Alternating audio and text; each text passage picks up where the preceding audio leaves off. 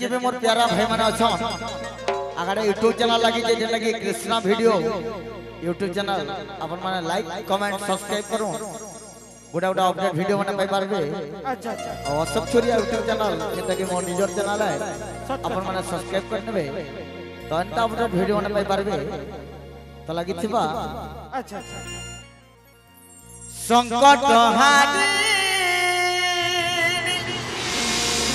अच्छा गुरु मागा बिराजा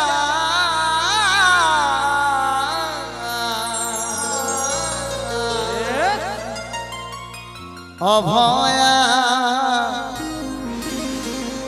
तोर के करबो गदया अभया तोर के करबो गदया।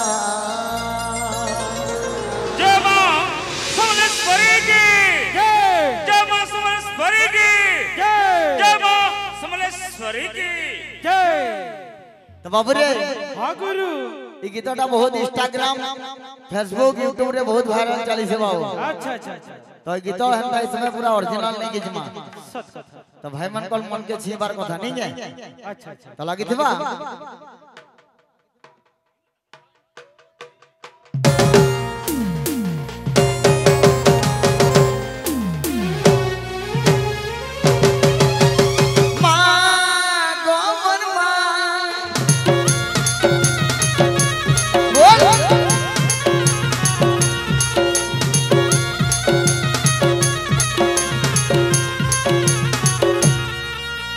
संकट हारी मागा बिराजा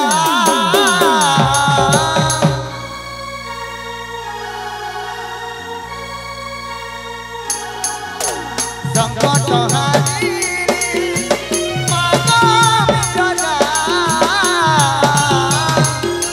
अभया तोर जुआ के करबो गदया अभया